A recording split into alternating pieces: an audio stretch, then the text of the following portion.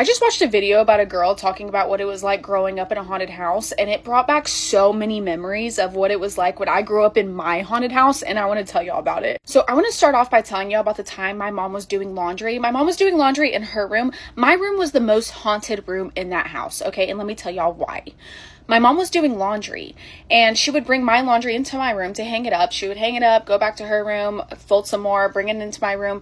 And about the second or third time she was coming back to my room to put my laundry up, she noticed that she couldn't open the door. And she didn't even remember closing the door. The door was closed, so she's like, okay, whatever. She tries opening it, and she can't open it. So she pushes harder, and she sees that I had like this big box of books in my room, and whatever the fuck was in my room pushed that box of books in front of my door so my mom could not get in. Over time, we also noticed that we had a whole bunch of chihuahuas. We had 4 or 5 chihuahuas in our house, right? And these chihuahuas would never go in my room, ever. They followed my mom everywhere. Anytime she walked into my room, they just standed by the front door. And my mom was like, that's so weird, right? So she grabs the hot dog, and she's feeding it to the dogs, and they're oh, jumping around trying to eat these hot dogs. And my mom was like, okay, they love hot dogs. So she took it to my room, and she gets the hot dogs, and she's like, come in here. She has the hot dogs. She's like, come in. And the dogs are at my door, and they're like, arr, arr, arr, arr. They would not come in my room for that hot dog. Okay, and this is the part that fucked me up the most, okay, guys? The new Bratz movie just came out. This is early 2000s. I remember it like it was yesterday. The new Bratz movie came out, and my dad had a laptop. This is probably the first laptop ever made, okay? And I'm watching it in my room. I'm sitting on my bed with the laptop on my bed, and I'm watching the new Bratz movie, okay? On the screen, mind you, Bratz is still playing in the background. A black shadow shows up in my screen. And I'm going to show y'all what that black shadow did.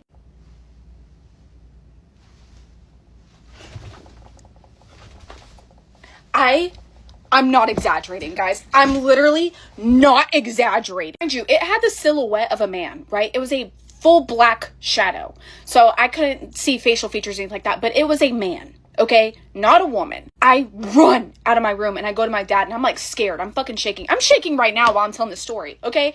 I tell my dad, I'm like, Dad, there was a fucking shadow in my movie. So my dad gets the laptop and rewinds the movie to where I said the shadow was jumping around, and the shadow wasn't there. Know how hard it is to be a kid and know that there's fucking ghosts in your house and your parents keep gaslighting you? They're like, dude, quit fucking tripping. There's no such thing as ghosts, blah, blah. I'm like, bitch, yes, there is. Another very scary situation, okay? We went to McDonald's one day, right? And I got a little toy in my McDonald's bag. I think it was McDonald's. And the toy is you could squirt water out of it. It was a water squirt toy. It was this big, right? It's nighttime. We had a full day. Got McDonald's, whatever. I had my toy in my room that I got from McDonald's that day. Okay, I'm laying in bed, trying to go to sleep, and all of a sudden, I feel water splash on me. Okay? Get up, look around, it's pitch black in my room, oh my god, I'm getting goosebumps. Ah! Something splashed water on me. Okay? I run out of my room. I'm like, Mom, something just splashed water on me. And my mom again is like, Ashley, you're tripping. Go back to bed. And I'm like, Mom, I swear to God. When I grew up, I had this same conversation with my mom. I was telling her, Mom, I was not tripping. Something actually fucking splashed water on me in that room. And she was like, yeah, it was funny because when you turned around and walked back to your room after I yelled at you and told you to go back to your room, when you turned around to walk away, I saw water all down your back. And she was like, holy shit, something actually did splash water all over Ashley, right? Another time, I was laying in my room and I could hear ghosts, okay? It sounded like there was at least 10 ghosts around me, around my bed, and they're all going, ooh, ooh, ah! I'm getting goosebumps. There's 10 of them at once, right? And I refused to open my eyes. I was just like, stop, go away. I was, at this point, I was getting angry at the ghost, right? Because they were fucking with me every night. And I was like, stop, go away, leave me alone, right? And I finally opened my eyes, and I see, it's pitch black in my room. Dude, guys, I'm getting fucking goosebumps. I see 2 green eyes. 2 green eyes, and they look like cat eyes. They have slits in them, just looking at me. If you remember my nymphomaniac story, right? This is during all of that, when my mom was getting fucked by random men on every single night, right? So imagine you're a kid and you're being haunted by ghosts on a nightly basis, and you can hear your mom getting her cheeks clapped. And you go to your mom's room and you're like, Mom, the ghosts are fucking with me. And you can just hear, Ashley, go away, go to bed. It's like, dude, Mom, please stop getting fucked. I am getting haunted. I'm scared. Another time, I'm laying in my bed, right? And to this day, I keep my feet covered with fucking blankets, right? I refuse to sleep with my feet out. Because one time I was sleeping in my bed and my feet were out of the blankets, okay? And I could feel something breathing on my toe. It's like on my big toe. Okay, last story. It was early in the morning. I was getting ready for school, and my mom kept my socks in her top drawer in her room. So I was going to her room. I opened the top drawer to grab some socks, and the curtain in her window, right? Something behind it started punching the back of it. Okay, like this. I could see the curtain like moving as if someone's punching from behind it, right? And I'm like, oh my God, like it's my brother, right? Immediate thought is like, my brother's behind there, like fucking with me. I look down at the bottom of the curtain. There's no feet. There was no feet. So I take off running to my mom. Dude, I'm getting so many goosebumps. The ghost fucked with me, okay? Ghosts are real. I don't care what no one says. Anyways, this is just a story from that house alone, okay? When I grew up, I started playing the Ouija board a lot, and I have a whole bunch of haunted stories about the Ouija board too. But that is just from that house alone. That house was so fucking haunted. Anyway, I'm going to post a picture of it right here, actually. Okay, here's the house in 2007. This is when I actively lived here. This is it. It's just a clearer photo, but this is the house in 2013. I clearly don't live here anymore. And this is the house now. But this motherfucker is haunted. I only went upstairs because my stomach hurt. I'd eaten leftover curry, felt the familiar twisting in my gut, and figured I'd be in the bathroom 20 minutes tops. As I started walking up the stairs, Hannah shouted, "Oh, don't forget you need to go to the shop for milk." I paused and wondered if I should go now, but then the cramping happened again. "I'll have to go after my visit to the little boy's room." I remember checking the time on my phone before I locked the door. 9:14 p.m. Hannah was downstairs watching television. I could hear laughter from some sitcom through the floorboards as I sat down in the toilet and scrolled mindlessly through social media. At first, everything was normal. Then I noticed the sky darken. The TV laughter cut off almost immediately. I frowned and looked up. "Hannah?" I called. No answer. I figured the internet had dropped, so the TV had gone off, or she'd gone to bed early. I finished up, flushed, washed my hands, and noticed something strange in the mirror. I leaned closer and I realised it was my beard. There was a little bit more grey in it. Not a lot, but enough to make me pause. I actually laughed nervously at myself. "You're really tired," I muttered. I unlocked the bathroom door. The hallway outside was dark. I walked down the stairs and I started to hear muttering, and it got louder as I got closer to the living room. "Hannah?" I said, my hand on the handle of the door, and I heard gasps as I entered the room. Hannah was stood in the middle of the room, eyes rimmed red with tears, flanked by 2 police officers. "Marty?" she said as soon as I walked in. "What? How? What?" I was so confused. "Hannah, I've been in the toilet." I was embarrassed. These 2 police officers were just staring at me just because I'd been to the toilet. "Hannah, stop messing around." One of the officers stepped forward carefully, like I was a spooked animal. "Sir," he said gently, "your wife reported you missing 43 hours ago." I laughed again, but it came out thin and shaky. "I've literally just been to the bathroom. I haven't left the house. I haven't been anywhere." The young officer looked pale. He kept staring at me like he'd seen a ghost. "Sir, she reported you missing 43 hours ago, but we found your body 2 hours ago." Oh my God. The room tilted around me. "What?" I whispered. Neither officer answered immediately. Hannah covered her mouth with both hands, trembling so hard she could barely stand.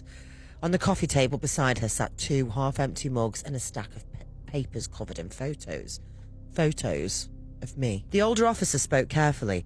"At approximately 7 p.m. this evening, a body matching your description was recovered in the woodland just outside the city."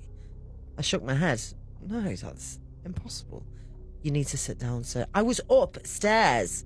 "Honey, you weren't, Hannah started, but my voice cracked so loudly even I barely recognised it. "I went to the bathroom, that's all I did." "Sir, your wife says you disappeared Thursday night. You went out for milk and you never came back."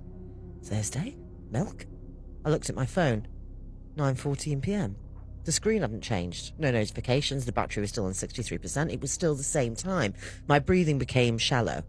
"Hannah," I said weakly, "what day is it?" She stared at me like saying it aloud would make me vanish again. "Saturday." No, it's Thursday," I said. The older officer slowly reached for the papers on the table. He handed me one. A missing person report, my name, my height, what I'd been wearing, grey t-shirt, black sweatpants, exactly what I had on now. Underneath was the timestamp. Filed yesterday, 2:03 a.m. I started backing away. This is a joke. No one smiled. He pulled out his phone with shaking hands and turned the screen towards me. A photograph. Dark woods illuminated by police torches. Mud, rain, a tarp pulled halfway back, and underneath it, there I was. My stomach lurched violently. The photo blurred as my vision swam. No. But it was me. Same face, same clothes, same wedding ring, eyes open wide in frozen terror. One side of the forehead split open against a jagged rock. The older officer spoke softly. The coroner believes he died sometime late Thursday night, roughly around the time your wife reported you missing. But I've been here, I said. No one answered. I stumbled backward towards the kitchen, my pulse hammering in my ears, and then I noticed something. Mud. Tiny flecks of dark, wet mud trailing through the floorboards behind me. My footprints. I looked down slowly, and the bottoms of my feet were filthy. Covered in dirt, small twigs clung to my socks. The young officer noticed too. His face drained of colour. Sir, he whispered, but I couldn't breathe anymore, because I'd remembered something. Not clearly, just flashes of things. Running, trees whipping past in the darkness, the sting of cold rain, my own ragged breathing, and somewhere behind me, footsteps. Heavy ones, but not human. I grabbed the kitchen counter to steady myself. We never got to the bottom of who the body was. Even the police had to admit that I couldn't be dead and alive at the same time. But the body did match everything about me. Looked like me, the DNA matched mine. It was even wearing the same clothes as me. The police haven't even tried to solve it. I don't think they dare, because here's what I think. I think I went to the toilet in one universe, in one world, and I walked out of the door into another. In the world I left, I stayed on the toilet, came out, went to the store to get some milk, and I never came home. In this world, I went to the store earlier and got killed by someone or something. The worlds were never meant to collide, but they have, and there's no explanation other than this one. I'm writing this down because it happened, all of it. If you Google it, you might find a couple of news mentions, but nothing huge. And I think we all have to wonder why that is. The end. Play this paranormal game at your own risk. But just know, if you get into this world through this elevator, you may not be able to get out, or you might not know what you've brought home with you. You're going to need a building with at least 10 floors. It is the elevator game. Yes, there is a movie based on it. Yes, it's actually pretty good. It's kind of cheesy, but pretty creepy, pretty accurate. I'd check it out on Shudder if I was you. To play this game, you're going to need to go into the elevator. You're going to need to go to these floors in the correct sequence or it will not work. And you better follow the rules perfectly or you could end up haunted. The first rule is to obviously go in the elevator and you must be alone. First, you're going to go to the 4th floor, then the 2nd floor, then the 6th floor, then back to the 2nd floor, and then to the 10th floor. From the 10th floor is where it starts to get really touchy, where you really cannot afford to mess up, because from the 10th floor, you're gonna go to the 5th floor. You cannot fuck up this rule on the 5th floor, okay? Do you hear me? On the 5th floor, the doors are gonna open, and you are not going to step out. Some say to close your eyes, because there's gonna be a girl who gets on the elevator on the 5th floor. Some say you're not supposed to look at her, but you're definitely 100% not to talk to her. Even if she says something to you, do not respond. And from the 5th floor, you're going to, as soon as you feel like she got on, or you see her get on, you're gonna go back to the 1st floor. But instead of the elevator going to the 1st floor, it's gonna go to the 10th floor. If when you hit the button for the 1st floor, it does, in fact, take you to the 10th floor, and when you get to the 10th floor, it's empty and different. Another way to tell if the ritual worked is maybe your phone stops working. That's how you'll know you have gotten the elevator to take you to the other world. But the only problem is, if this has happened, it's really hard to get back. You actually have to do the ritual in reverse, and it might not work. It doesn't work every time. So you could be just alone with this non-human entity, by the way, that just got on the elevator with you in this other world. So look for those signs. Make sure you do everything correctly if you're going to do this. And also remember that while a lot of these paranormal games are just fun and they're just creepy, anytime you're doing anything that's trying to contact something, conjure something, reach the other side, you do run the risk of actually getting haunted.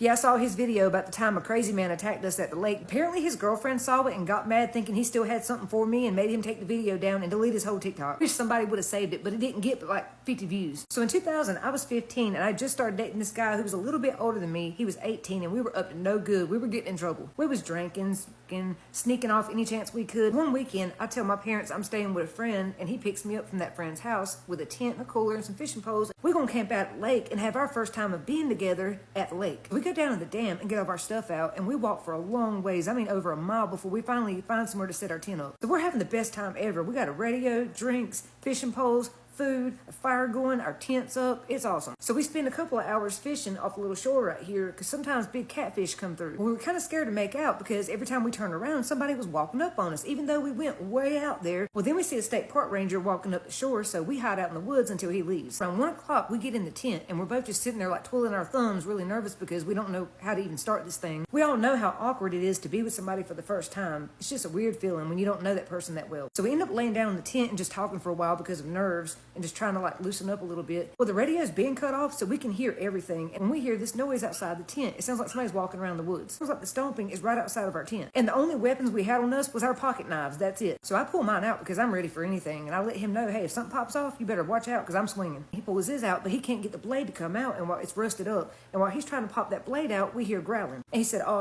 I think that's a panther cat. I said, it might be. There's a lot of damn swamp cats out here. Just be quiet, be still. Because it's summer, the tent's closed, and we had a lantern on in the tent with us. He is sweating profusely. I mean, balls of sweat just pouring off his forehead, his shirt soaked. It's just permeating off of him. And I'm like, dude, you need to calm down. Like, if that is a big animal, they're going to come after you first because you're sweating so damn bad. Like, you need to take a deep breath and just try to relax. He'd never really camped out like this before. I mean, he went out with his family or whatever, but he never stayed out by himself alone before like I had. He said, what are we going to do if it is a big cat? What if it comes in the tent? I said, we're going to fight it off. I mean, that's all we can do. We're damn sure not going to lay here and let it kill us. I love all animals, but if she comes at me, I'm going to defend myself. So then we started hearing this like loud puff, like breathing sound outside the tent. It was on the front side next to the water. He said she's moved around. She's circling us. We cut the lantern off, waited for the noise to stop, and once it went away, me and him opened the tent and walked outside. He's holding the lantern up, trying to get it to cut back on, and I start hearing that hissing noise again. I said, it's a damn snake or something somewhere. I keep hearing it. And bless his heart, for whatever reason, he could not cut that lantern on. I had to take it from him and light it myself. I'm standing right here on top of this root that's still there this day.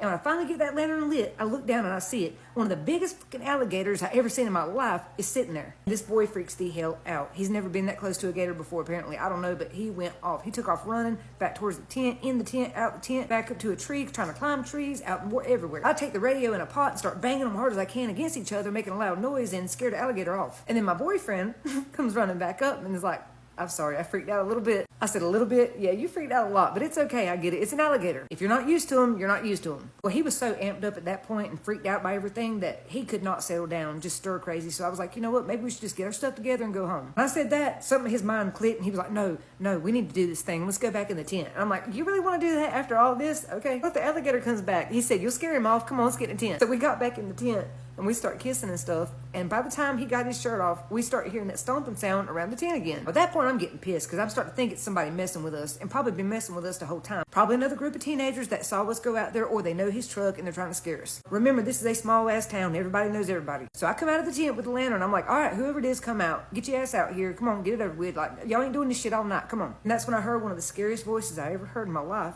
A man spoke out to me. I couldn't see him, but I heard him say, put that lantern down, little girl. Let me show you what I can do for you. When a man says that to you, you know this ain't good. They're fixing to try something. Something bad's fixing to happen. So I immediately get back in the tent and grab my knife. We pack up all our stuff. We got our backpacks on. He's got the cooler and I got the lantern. And we're walking back out, trying to get to the entrance. Down the river, trying to get to where the car is. So he's walking in front of me holding the lantern. And before we can even get halfway out, a man jumps out in front of him and stops us. This was a tall, wily looking man. Like, his eyes looked crazy. Like, I don't know what he was on, but that man was out there. My boyfriend, who was still in front of me, held the light up, and when I could see his face, I knew that man was up to no good. This was not going to end well. I grabbed my boyfriend by the back of his shirt and kind of pulled him back a little bit because this man is standing like nose to nose with him. He told my boyfriend, "You need to get lost. Leave her with me." And my boyfriend said, "I'm not leaving her with you. What the fuck are you talking about? You need to back up." This man would not back up, so I grabbed my boyfriend's shirt and I pulled him backwards a little bit because this guy was just towering over him. Again, this man said, "Boy, you need to get the fuck out of here before you get hurt. I told you, get your ass on back to your car and get out of here to leave her with me." That's when I spoke up and said, "Bitch, he ain't leaving nobody with you. I'm leaving with him. You best leave us alone." I told y'all, when I was a teenager, I was a hot-headed pistol. I'd fight anybody who stepped to me. I was always taught to never start fights, but when in danger and threatened,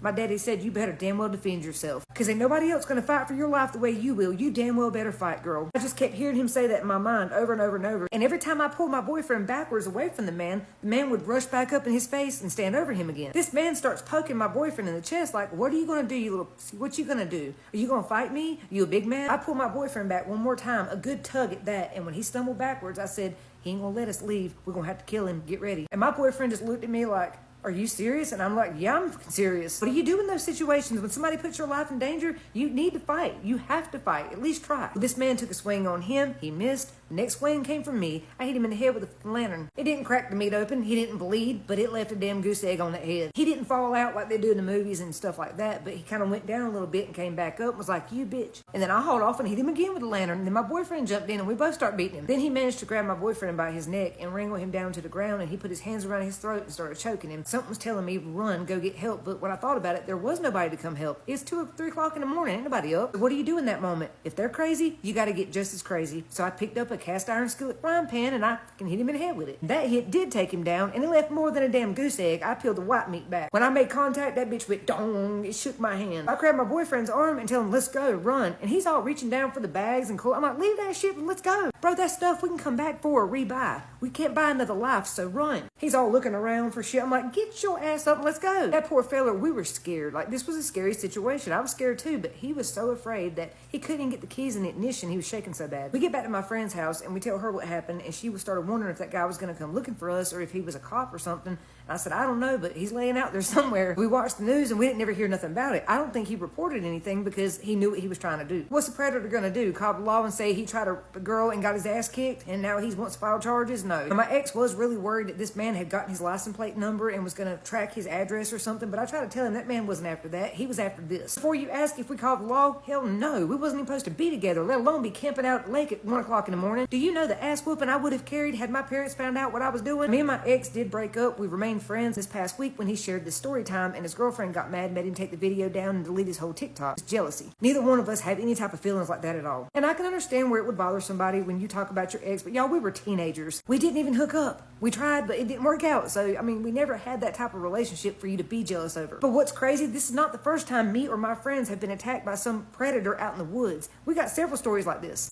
These sleep paralysis stories always fascinate me because, I don't know, sometimes it makes me wonder if it really even is sleep paralysis, if you know what I mean. So the woman telling the story says she'd like to remain anonymous because she has enough on her plate and she knows people will say that she is crazy. So we're going to call her Bree for this story. She did want to make note that this is something that she does feel like she had to share, though, in case anything like it has ever happened to anybody else. Bree says that strange things have always happened to her throughout her whole life. One time in particular, she was headed outside and down the stairs to take her dog out to the bathroom at about 4:30 in the morning when she looked up and saw something. She said it was a translucent figure that almost looked like it was doing that cloaking effect like in the Predator movies. So she could sort of see that glimmering outline of it, but also could see through it.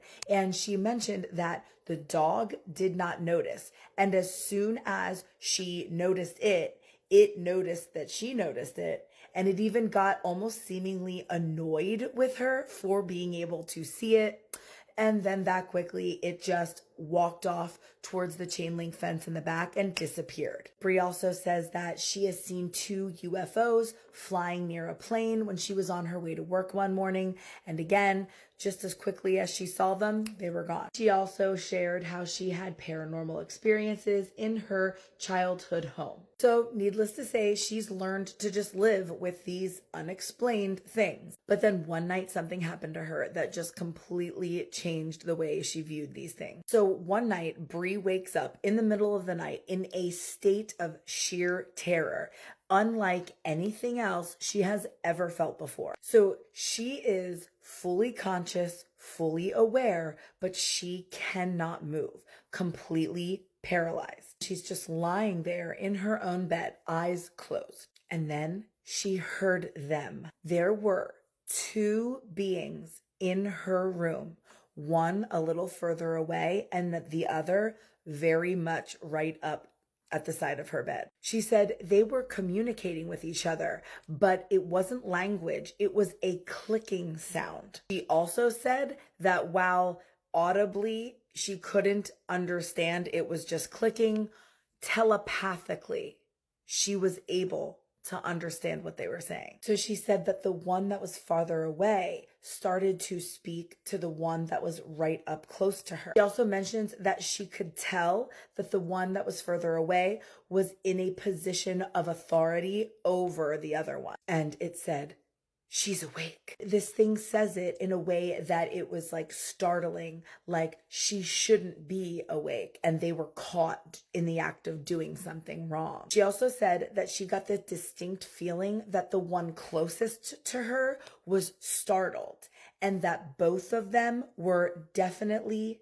not friendly. That was just the vibe she was getting. And poor Bree was just screaming inside her own head, trying to do anything to be able to move or come out of this. And she wanted to scream for her daughter, who was in the next room, to come in and wake her up. All that would come out of her mouth was just this low moan. She even tried to scratch her own arm, like scratch herself awake, anything to snap her out of it, but she just could not move. When she tried to move, she said she felt like she was trying to do it against their will. And all of a sudden, something just told her, say the Lord's Prayer. She says she could barely remember it, but she started to pray. And the moment she finished, she says that this feeling, the most profound feeling of peaceful bliss, washed over her like a comfortable blanket. It was unlike anything she's ever felt before, and she says that words can't even describe it. And then in an instant, she was in a deep, dreamless sleep. Bree says she woke up the next morning still holding on to that blissful peace, and she held on to it for days after. Okay, so fast forward now to a few months later. Bree says that this happened to her again. Same paralysis, same darkness, same inability to move at all. But Bree says this time, somehow, she was a little bit stronger and she was able to yell out loud enough that it brought her daughter out of the next room, and she came in and helped wake Bree out of this. She said that when she came to, it felt like she was being ripped back into her apartment, as though she was not there at the time until her daughter shook her awake. She said it was definitely like something had been pulling her in an entirely different direction. And then after that last time, it's never happened since. Thank God. So y'all, what do we think that was? Is this just a really freaky, weird sleep paralysis episode? Or do we think there are otherworldly beings coming for her in some fashion? Oh my gosh, I would lose it. I would lose my mind. I would never want to sleep again. All right, drop your thoughts in the comments. And if anything like this has ever happened to you, you gotta share it. And if you're new here, please follow for more creepy story time. Let's read a scary Appalachia story. This one is titled, My Recent Appalachian Cryptid Encounters. Welcome to the Creepy Cozy Cottage, where creepy and cozy meet. So grab a blanket and get cozy, because we're about to read a creepy story. I grew up further south and still have a lot of family down there. My family lineage runs deep into the specific area we stayed, and my family line is dark. I recently visited the towns I grew up in. They're only about 2 hours away, and I missed visiting. I have a lot of family down there, but the trip was with friends. We got there around 11 to 12 that night, and this house was deep in the woods. I mean deep, deep. Our cabin was in thick forest. The first night was fine. I fell asleep as soon as my head hit the pillow. Then came the next night. The second night, everyone got plastered. I was the only sober one. We had a bonfire in the fire pit out back for a few hours, then came back in and drank some more. That was a long night for me, but I don't know if this could have egged anything on, but there was definitely a shift after this night. The third night, we were going to sleep, and I heard the back door. No footsteps, skittering, thumping, or shuffling, just the door. I hadn't heard the downstairs bedroom door open, but I still thought it could have been one of our other friends, so I just ignored it. I asked him the next day, and he said he'd fallen asleep early and didn't wake up at all, which I can vouch. He did fall asleep early, so it wasn't him. My best friend and I shared a bed. Our room was on the back right side of the house, and our window was elevated about 10 to 12 feet off the ground. One night, she'd already fallen asleep when I heard these loud, deep thumps under our window. I'd seen absolutely no moose, and this did not sound like a bear. They fell in a specific rhythm, uneven, but a rhythm. Those thumps were followed by this tapping, sort of scraping against the wall next to our window. I kept my eyes glued shut and went to sleep ASAP. I didn't say anything because I didn't want to freak her out, as well as the fact that I didn't want to acknowledge it while I was still there. The last night was arguably the worst. I slept downstairs on the couch because I have this jaw issue, and I was in an uncomfortable amount of pain. As soon as I got down there, I fixed up my little area. I drew all of the curtains, but one of the windows had a half blind, so I covered the latter half with a pillow. My other friends popped out of their room and we hung out for a little while. Then they headed back to bed. I was on the phone with my boyfriend. He was asleep and I heard a voice. It sounded like my niece, but deeper, and just not her. I hadn't heard anything like it before in my life. My gut instinct kicked in immediately and I shut my eyes, faced the back of the couch, and fell asleep. This house has a strange setup as well.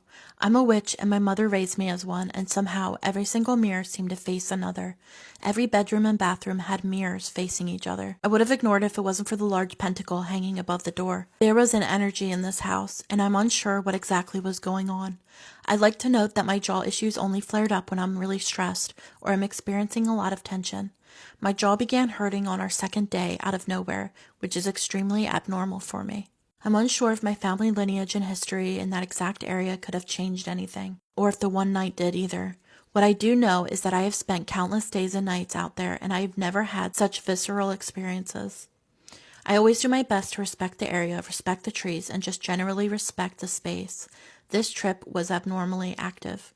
It was insanely fun, relaxing, and comforting, but weirdly active. Let me know what you think is going on, and feel free to DM me any of your own scary stories. Something in a national park in the American South that is causing serious harm to people, and they're blaming it on the bears. This came from a woman who wanted to remain anonymous. She says that she and her husband were camping Memorial Day weekend this year, so this just happened, allegedly. And whatever this was, they're not sure, but because of the NDA that her husband was forced to sign by park rangers, she says she's not sharing the location, but thinks that people should know about this. So she says she and her husband and their friend were all out camping.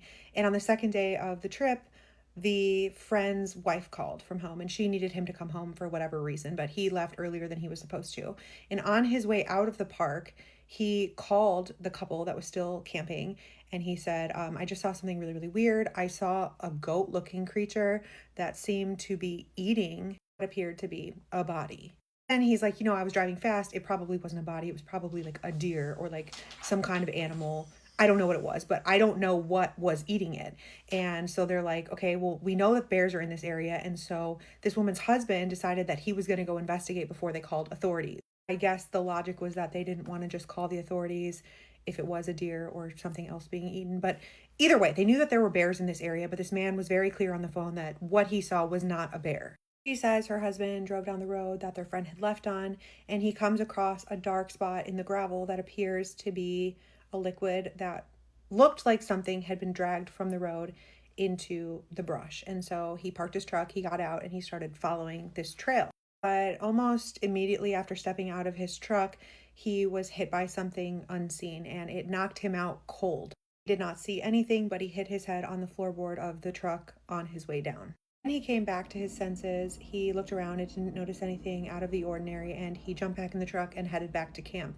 And I guess the wife who sent this story, she said she was sitting at their campsite with another couple who they had sort of been hanging out with as they camped, and they just saw him come flying down the road. She also noted that the couple that they were with had a dog who had been on edge the entire previous night, but that they all had just assumed that it was because the dog was in an unfamiliar place. But as her husband approached, he jumped out of the truck, and she said she could see the fear in his eyes as he told her what happened. It was starting to get dark out, and she said that they didn't feel comfortable camping there again, and so they just decided to get out of there and go get a hotel for the night, and they were going to come back in the morning to grab the rest of their things. But as they pulled down the road to leave this area, she said that they sensed that something was running through the brush alongside with their vehicle, though they never saw what it was. In the morning, she says her husband went back because she was too afraid to go back, and he was just going to retrieve their coolers and their tents. And when he got back to the campsite, their tent was completely shredded, and the couple that had been camping next to them was also traumatized because they woke up and all of their things had been strewn all about the campsite. One of their kayaks was in a tree. It had not stormed, and so they had already called the park rangers, and the park rangers came to the site as he was there grabbing the coolers and packing up the truck, and they were trying to get everyone to sign an NDA, and he said, I'm not going to sign an NDA. Apparently, though, that week someone came to his job and forced him to sign it. I don't know all of the details about that, but he did end up signing an NDA at some point during the week when they tracked him down at his job. He said that he's fine now. He did have a concussion, but no lasting effects. And she wanted to emphasize that in case whoever made him sign the NDA is watching this, he did not break it and she did not sign anything. Apparently, she said that they told him that if anyone asked about what happened, to say that it was a bear, and that if he did not comply with that, bad things would happen. She also said, for what it's worth, her husband, as well as the friend that they were camping with who left early, are both military. And she found out that there was a body found just 2 miles from where her husband was attacked. What attacked him, she's still not sure. She sent this in to warn people to be careful, especially if you're camping in an area in the southern U.S. And if you have any thoughts as to what this possibly could have been, let us know. We would love to hear it. Yes, I'm a hater, I admit it, and I low-key hate when some people are smarter than me, because this man right here did something that literally saved his life, and I know that if I was in his place, I would have never thought of that. It all started with this man right here called Grizzly Gas. You see, this man is an experienced camper, and he posts videos about him camping in the wild. In one of his videos that took place around sunset, the man was trying to cook himself a little steak. That doesn't even look like a steak, but hey, that's not the topic. Let's focus on the story. You see, he was trying to cook himself a nice little meal, and then something creepy happened to him. You see, while he was cooking, somebody sneaked up on him, so this surprised him, because not only that this is a complete stranger in the middle of the forest, but also because he didn't hear him. Like, if he saw him from very far, he would have at least be prepared, but no, this guy suddenly appeared and caught him off guard. These moments, this is where your survival instincts count the most, and Grizzly Gas, being an experienced camper, he decided to keep it cool. Grizzly Gas started by placing the camera further so we can see him, and he decided to keep his eyes on him. And even though he was, you can hear the nervousness in his voice because this guy sneaked up on him and scared him, he decided to keep it chill. He was acting like, this guy right here scared the shit out of me. Say hello, man. Yeah, you wanna share the steak with me? Of course, man. There's nothing at all. Sharing is caring. I'm sure that the meal will be, more delicious when we both eat it. Anyway, they shared that meal together, and then when they finished eating, this guy stood up and decided to leave. Like, yes, literally, he stood up, turned around, and started walking. No thank you, no bye-bye, no good afternoon, no thank you for the meal, not at all. And I'm not gonna lie, if I was the guy, this would have pissed me off. Cause what do you mean you sneak up on me? I don't know you. We share a 5-star meal.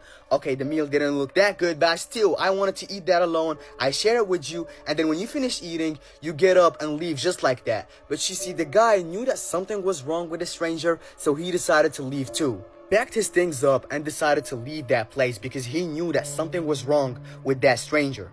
That was one of the best decisions that he made, because think about it, if he didn't move from that place, the chances of him getting jumped were very high. I mean, he had food, and most importantly, he had expensive materials, like filming materials and camping materials. So yeah, if he didn't move from that place, the stranger that left just like that was about to call the whole gang, and they would high-key jump him. And I've got a visitor. Creeped up behind me asking me if I had a light. I shit me pants. This is Martin anyway. I don't know him, but he's stopping for a steak, so... Just some random creep. The more I think about it, the stranger it gets. Fed that lad, talking about life and how he got to where he is and drugs and whatnot. And then turned round to cut some firewood up. And when I turned back round, he'd gone, scanned about, and he was just walking off into darkness. So I said, see you later, pal. He went, yeah, see ya. And just left. The fact that he just left without saying no has put the EBGBs up me, because I've got to tell his mates there's a guy camping out with a load of filming equipment.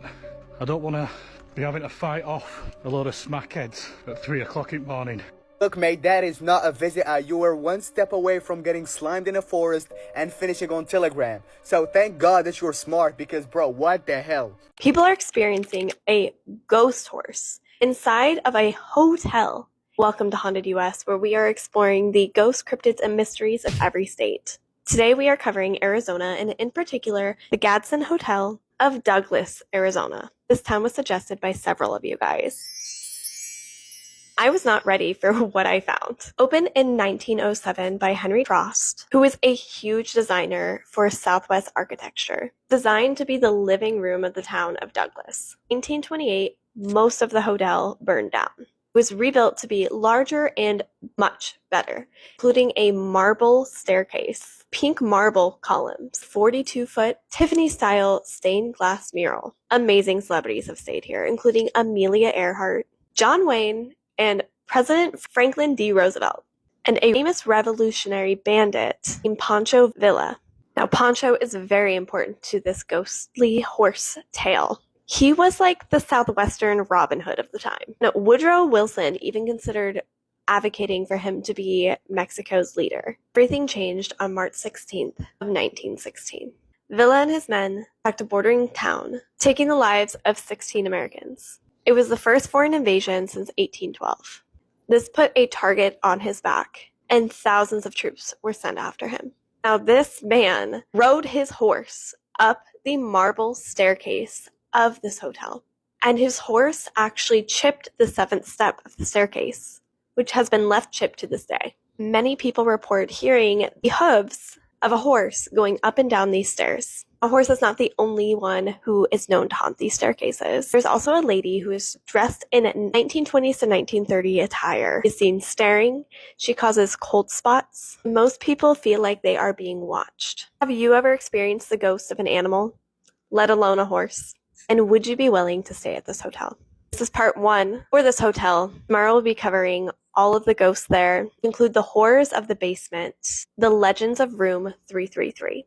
Go along for that, and drop below which state you want to see next. A series of spooky stories except women's intuition part 13. I had a dream a month after my fiance and I of almost 6 years got engaged, and it was very specific. It was him and a woman holding hands, and they were walking down a dim-lit hallway when they both turned back to look over their shoulder at me. He was crying and carrying his guitar on his back and a suitcase, and she had on a long dress and was pregnant. I could never see her face. I actually woke up bawling and having a hard time breathing and kept feeling like I couldn't marry him in my gut. I found out 6 months later he got a girl he met in a bar pregnant, and he now has a child. I had a dream of my ex on FaceTime with some girl. In the dream, it was like I was seeing through his POV. It made me anxious, but the girl didn't look familiar to me, so I brushed it off as my anxiety. A few months later, he left me for someone else, and it was the girl that I saw in my dream. I have so many of these experiences. Most recent yesterday, I was taking all 3 of my kids to the park. Something told me to hold my middle child's hand and hold her back. A second later, a teenager came speeding by and missed us by an inch. I was so startled, and so was he, but he continued speeding. I was in a relationship and I just had a feeling that he wanted to rekindle with his ex. No signs of it, nothing. I thought I was crazy, but eventually I broke up with him. Less than 2 weeks later, they went on a trip together to try and make things work. I had just had my daughter and was in the hospital talking to her dad. I randomly asked him, did he think he'd have more kids? Don't know why I asked. Come to find out, he had another woman pregnant that I had no clue about. I had just met this man at the gym one day while vacuuming my apartment. I said out loud, out of nowhere, he's married. This week, he told me that he was married, but separated. Another time I had a dream, a boyfriend that I had at the time was cheating. He was. Saying it out loud is crazy, but like, it's literally like it's inside of you and it needs to come out.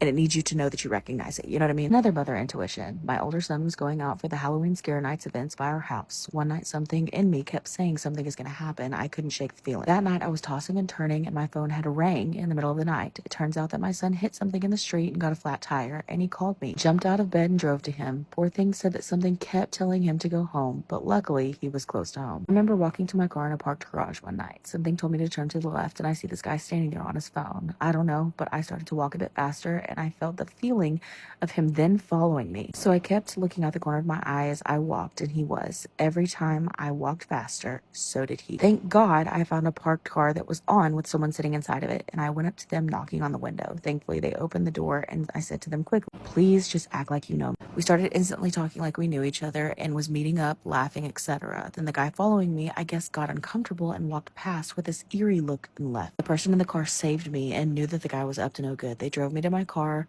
and I left and went home. Most scariest moment of my life. I try to avoid parking garages now. They are spooky as hell, and they fucking are. I feel like those are like a cesspool for crime. Shout out to that person though. I don't typically dream. 4 months after my partner ghosted me, I had an uncharacteristic morning nap. I dozed off around 10:30 a.m. I have a dream that I'm at a party with friends and acquaintances that I recognize from real life, half cognizant that I'm dreaming. I approach a mutual friend and ask her, hey, when's the last time you talked to Jay? She replies, that's funny. I was just with him earlier. I wake up and it's only 10:45. Dozed off for no more than 15 minutes, and I remember every single detail of my dream. Decided that it was too specific, so I text the mutual homegirl, who I had also not spoken to since my partner ghosted me. Verbatim, here's how it went. Hey, when's the last time you talked to Jay? Her. That's funny. I'm with him right now. That's crazy. Instant full body chills. I repeat, I do not typically dream like ever, and I'm half convinced that sometimes when I do, I accidentally visit parallel timelines. I had a dream that my boyfriend at the time, ex, came up to me and told me that he was cheating on me. A few days later, he admitted that he was texting that ex. Before I broke up with my boyfriend, I kept getting nauseous and having the feeling that he was cheating on me. And then one time in my dream, I was walking and someone walked up to me and told me that my ex was cheating on me and told me that I had to check his phone. And then that person left. I woke up the next day and checked, and he had downloaded the dating app and was trying to talk to girls. Not really an intuition story, but still on topic. Me and my little sister wanted to go to the movies. For some reason, I couldn't find my keys, knowing that I had just put them on the chair. We finally left and hit the interstate, and we were stuck in traffic. My mom called me asking if we were okay because it was a semi-truck and a several-car pile-up just a couple of miles ahead of us. Burnt toast theory? I had that happen recently to the point where I was literally going outside to the giant garbage bin that my apartment complex had. I could not find my keys anywhere. And I'm like, these are going to turn up when they need to turn up. They did. My kid ended up finding them in a spot that I had looked. And I literally told her there was a reason, and I'm just going to go with that. Come back for part 14. There is an active serial killer in Broward County, Florida, and we need to talk about it because nobody else really is. Like I mentioned in my first video about this, a lot of people seem to think that the Broward County serial killer was apprehended earlier this year. That was not the Broward County serial killer. If you missed part 1, please go watch it. In order to understand the full context of these cases and how the murders are connected, we need to rewind to the 70s. My previous video touched on the Jane Does that were found in canals and other waterways in Broward. Jane Doe bodies started being found in 1973, and then they were found through 1976, and then they stopped until the 80s. But right within that time frame, in 1975 and 1976, were the flat tire murders. These were bodies of girls and women, mostly transient people or people who were considered lower in society, and their bodies were also found in water. Before I get into these cases, I want to make it very clear that police had a suspect who died in 2019 who they believe had an accomplice who was never caught. I personally believe they either didn't have the right guy, or he very well could have played a part in the murders, but I don't believe he was the brains behind them. Police believe the man responsible for the flat tire murders would flatten women's tires, and then he would approach them acting as a good Samaritan to help them before he would abduct them and kill them. Just like the other cases I've already mentioned, pretty much all of these were young women or teenage girls who were transient, who were hitchhikers, lived a life that police thought was like lower than your normal everyday person. Some were probably prostitutes or other sex workers, and because of that, they were very easy to sweep under the rug. Gerard Schaefer in the 1960s had the same victim type. He would go after hitchhikers or transient girls because they wouldn't be missed the way other girls were. And I think this is why a lot of people thought maybe Gerard Schaefer was responsible for these murders, but again, he was already in prison in the 70s. DNA evidence did connect Robert Keebler to some of these cold cases, and authorities were ultimately like, yep, we got our guy.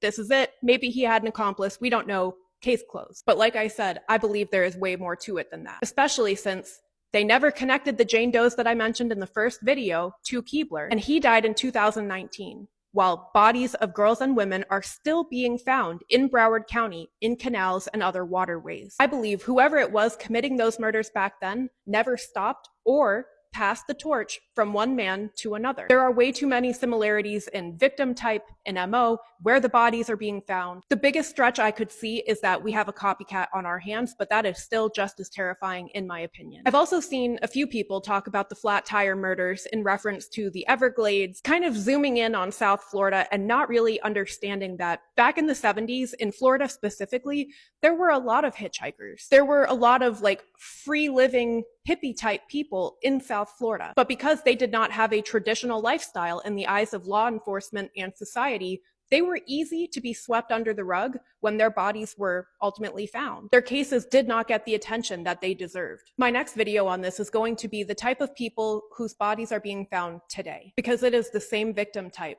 as the 70s and the 80s. That just seems like way too much of a coincidence to me. As a reminder for any girls or women listening to this video, if anybody ever approaches you and tries to get you to go with them somewhere, fight like fucking hell to not go to the second location. Because once you get in that car with them and go to a second location, your chances of survival go down significantly. Once you are somewhere isolated, away from other people, they can do whatever they want to you. Please, fight like fucking hell, carry protection on yourself, whatever you have to do to make sure that that does not happen. There is somebody hunting girls and women in Broward County. That is a fucking fact, whether BSO wants to recognize it or not. Do what you need to do to protect yourself.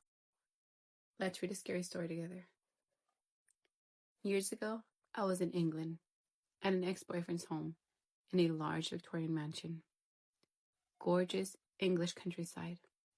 It was his parents' home that had been in his family for about 3 generations. If I remember correctly, he was calling to work and I was left in the home with his mother. She came upstairs to let me know that she was going to be running errands and she would be gone for the day, so I was home alone. About an hour passed and I got up to use the bathroom, which was inside the bedroom. Instinctively, I went in and locked the door, out of habit, even though I was home alone. The door to the bedroom was closed, and the door to the bathroom was closed and locked. I heard knocking on the bedroom door, and I kept answering for somebody to come in, and no one answered. I heard knocking again, called out again for them to come in, and no answer. I assumed it was his mom who forgot something and returned to the house. A couple minutes later, I heard a woman's voice from the other side of the wall in the bathroom, calling my name, and I kept answering, really thinking it was his mom. I heard this woman calling for me 3 or 4 times, to which I answered, but I never got a response. About 45 minutes later, my ex came home, and I told him how his mom was knocking on the door, and she must have not heard me, but she was calling me, and I was answering, but she didn't hear me. I felt really bad because when I left the bathroom, she had left the house again. He was super confused because he told me his mom had been out all day and she wasn't back home. So I told him that she mustn't have left. She told me she was leaving, but then less than an hour later, I assumed she forgot something because she definitely came back and was knocking on the door and calling me because I could hear her from the bathroom. His mom got home about 3 or 4 hours later, and around the dinner table, I apologized for not letting her in. I apologized for not getting to her before she left the house again, and she looked at me like I was absolutely insane. She had no idea what I was talking about, so I explained the story, and she very flippantly said, "Oh, that must have been the ghost of that girl," and everyone laughed. I laughed too, but this house was super creepy, and I kind of believed it, because I definitely believe in paranormal stuff. My ex got really serious and looked at me and said, "I'll talk to you about it later." After dinner, we went back upstairs, and he said for me to show him where I could hear the woman calling for me. I said, "Oh, just from the other side of the wall, in the bathroom." And he said, "The wall in the bathroom?" I said, "Yeah, the wall in the bathroom." And he said, "Which wall?" So I went into the bathroom and pointed to the wall. And he said, "You realize that the wall is to the outside, right? We're about 4 stories up, His house was massive, a literal mansion. He said that I became white as a ghost because I didn't even realize that was the case. We were extremely high up, and on the other side of that wall was a courtyard with an in-ground pool far below us. He proceeded to tell me a story about a young woman, back in the 1800s or so, who lived in the house with her family and entered a relationship with an older man that the family did not approve of, and they forbade her to see him. She rebelled and continued to see him anyway. When the family found out that she was secretly seeing him, they locked her in the room, which happened to be my ex's bedroom. I'm not quite sure how long she was locked in the room for, but there used to be train tracks that ran behind the house that you could still see in the courtyard. Apparently, she threw herself onto the train tracks out of the window, and people have heard her calling their names for years on end since she died. The whole family assumed that she was the one calling me because I was always at the house. Needless to say, I never wanted to sleep in there again. Can you hear that? And that's a spooky coincidence that the train is literally passing by right now. Creepy. Nebraska is a very spooky place. Now, a lot of people don't realize once you get west of Lincoln, there is just absolutely nothing. You can go miles and miles without seeing a person, a house, a car, and there are some areas where it is just completely dark and quiet, and you are in very remote, very desolate land. And this is why they call the place the Great Plains. There's also been a lot of strange and supernatural occurrences that have taken place in Nebraska. Now, one of the weird phenomenon that Nebraska has seen is these black-eyed children. There was a very famous report out of Valentine, Nebraska. There was this man who lived most of his life in and around Valentine. And one night he set off to go about an hour west to some friends' farmland that they would go out and go four-wheeling. So he sets off about 10 p.m. and he starts driving down this desolate, lonely highway. After about 30 minutes, he notices that there's this cemetery. It looked very old. It looked kind of creepy. As he's looking at the headstones, as he's driving by, he turns his head and immediately slams on the brakes because standing in front of him is this family. Looks like 3 or 4 people. He said as he looked closely at them, he could see there was a woman. She looked like the mom. She had this tethered, ripped up dress, this gray hair. She was pushing this old black-looking stroller. And next to her was this taller man. He had on this button-up shirt, some suspenders, and dress pants. And there was also this young girl in this weird-looking dress. He said he noticed they didn't move. They were just standing there right in front of his car. They didn't even seem to acknowledge that he had slammed on his brakes. So he rolls down the window and he starts yelling at them to move. And they don't respond. And that's when they all simultaneously turn their head at the same time and look directly at him. And he could see that they have these solid black eyes. He said they began to make their way forward towards his vehicle. And they were moving very awkwardly, almost contorting their bodies. So he pops the car in reverse. He starts speeding off backwards. But he ends up going into the ditch, and he gets his tire stuck, and it's spinning out. Well, that's when he noticed his family starts moving very fast towards his vehicle. And soon they are surrounding him. They begin to bang on the windows. They begin to grab the handle and try and get in his car. And they are screaming, "Let us in, let us in." So he hits his foot on the gas and just speeds off out of there. And as he's driving away, he looks in his rearview mirror. And as he looks behind him, he can see there's absolutely no one there. So in the next couple of years, he tells people about this story. And he said several others claim to have seen the exact same thing of these people with solid black eyes standing in the middle of the road. Now, in Lincoln, Nebraska, there's something known as the Holmes Lake Fishman. The Holmes Lake Fishman is best described as almost the creature from the Black Lagoon. It is a half man, half fish-like creature that's said to live within the murky lake. Now, there was this couple one night who were parked out by the lake, and they were sitting there with their windows down listening to music when they began to hear the splashing sound in the direction of the lake. And as they looked out onto the water, they began to see sort of a wake. And rising up out of the waves, they see what looks like this half man, half fish-like creature that was glowing sort of this luminescent green color. And it had moss or some kind of seaweed hanging from its body. And it proceeded to walk out of the water over to the shore, and it began to pick up some of the fish that were left out, the carcasses. And as it grabbed these fish, it then proceeded to walk back into the water. And this couple was left terrified. They would never return to that lake again. And since then, many people have reported seeing this fish man of Holmes Lake. One of the other legends of Nebraska are something called the dawn crawler. The dawn crawlers are said to hang out in the cornfields, sometimes being taller than the corn stalks around harvest time. People often see these things running around cornfields, moving very, very fast. They're described as being very tall, skinny, pale-like creatures with these sharp teeth and sharp claws. And they're said to make these bell-like sounds that seem to put people in a trance or often cause them to feel sickness. And there was one particular story.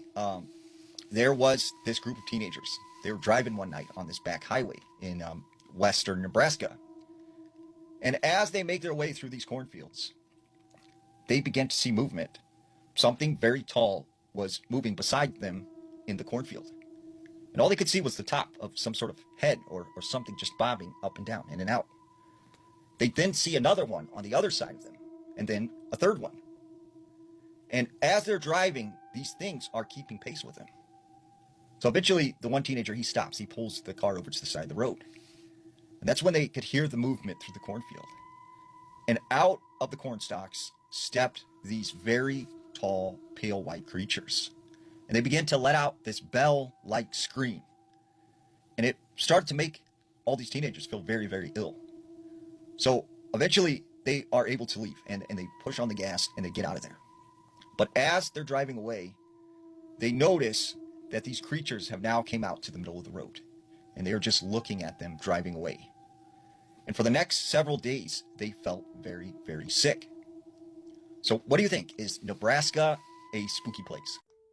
My daughter saw a mimic of her little sister. Scary story time. Before this is discounted as a story of a child's imagination or make-believe, let me give context. My kiddo is on the spectrum, and she is very serious and analytical. She has such a high sense of justice and a concept of truth-telling that she will often clarify details of past conversations just to make sure she has told the whole truth. What I'm trying to say is I trust her implicitly. I have two girls, and they will be referred to as R and W. One afternoon, I was chilling in my bedroom, and my oldest daughter, R, burst through my door in a hurry. She is tense and looks on the verge of tears. She proceeded to tell me, through quick breaths and fast exaggerating movements, that she saw an unmoving, unblinking version of her sister crouched under her bed. When I asked her to explain, she delivered it in a run-on sentence, something to the effect of, I went to my room to get my skates under my bed, and when I lifted the blankets to look, W was underneath the bed, and she wasn't moving or blinking her eyes. But I thought it was weird because she was in the lounge room, and then I thought she must be playing tricks on me, so I was saying her name. W, what are you doing? But she never moved, and she didn't blink or answer me, so I ran out of the room to check, and she was in the lounge room watching TV, so I don't know who was under my bed. I remember putting an arm over her shoulder and then placing my other hand on her chest while trying to soothe her, and her heart was pounding like crazy. Due to the situation defying belief, I said generic things like, it's okay, maybe she was pranking you. But she was so upset and wouldn't drop it. She insisted I come and check under the bed. When I did, everything was normal and fine, although that didn't do too much to soothe her. A long skinny hallway connected from the door of the lounge room to the bedrooms in the house, so I knew very well her sister couldn't have snuck past her to do such a thing. What led me to further believe this incident was true, or believed by W to be true, is the fact that my youngest daughter is a very hyperactive and zenny person who wouldn't have been able to keep it to herself if she had played such a prank. She would have been hysterically laughing and recalling the incident all afternoon if such a plan had been so perfectly executed. Instead, the opposite was true. She was totally chill and focused on watching the TV. barely paying enough attention to what I was saying when I tried to ask her about it. Suffice to say, my oldest daughter spent the afternoon very disturbed and uncertain. It wasn't until several years later, when I became acquainted with Reddit, that I realized tales of mimics were a thing. Although our experience doesn't align exactly with the overall stereotype I have read on this platform, I still find the experience very fascinating. And that's the end of the story. So I find these mimic situations so fascinating because I feel like they vary. Obviously, it varies from person to person and situation to situation, but it's like this story that I just read, right? It was a very one and done type of situation where, the child witnessed what they believed was a mimic. And I feel like it falls under mimic territory, where she thought she saw her sibling, and then the sibling wasn't there. She was actually in another room, but she swore she saw it, and mom believes her. And I believe OP, I feel like you know your kids, right? For the most part. Do kids lie? Obviously, yes. But I feel like in certain situations, like if, you know your kid and they saw what they saw, they saw what they saw. And so, per this one story, I'm assuming it was the one and done. There was no part 2 that I'm aware of. I didn't check. I should have checked. But anyways, okay. But I have read other stories. I have heard of the stories via YouTube and other TikTok videos where, mimics will appear over and over again. They'll be mimicking someone's partner or a sibling or a family member. And it's just like a current thing in their house. And so my question with mimics is what is the goal? What are they after? We've heard scary Appalachia movies, scary Appalachia stories, which I found this on a Appalachia subreddit, by the way, and where they'll hear them outside and they'll mimic a spouse, like I said, or a family member, and it's obviously to lure them out into the woods. So I'm assuming it's whatever lives out in the woods. But these mimics that live, or not live, but mimics that come into the house somehow, what is their goal? What is their end game? What do they want? I haven't personally done myself a deep dive in the internet of what they could be or what they are. I should. But anyways, just per y'all's knowledge, what do you think this was? Do you think this was a mimic? What do you guys know about mimics? My knowledge is very small. I just love hearing these stories. I think they're interesting, but I feel like mimic stories are coming up a lot that I'm hearing and that I'm seeing, but there's or in general, there's a gazillion mimic stories. Sorry, I heard thunder. There's a gazillion mimic stories out there. And many people, I believe, have experienced that. And so my question is, what are they exactly? And what's the goal? What are they after? What do they want? Do they want to eat you? Do they want your soul? What's the thing, right? Per my knowledge, mimics are just that. They mimic people, voices. But what's the goal? I don't know what the goal is. I should probably do a deep dive myself. But anyways, have y'all guys ever experienced a mimic or something creepy like that? I haven't, thank God.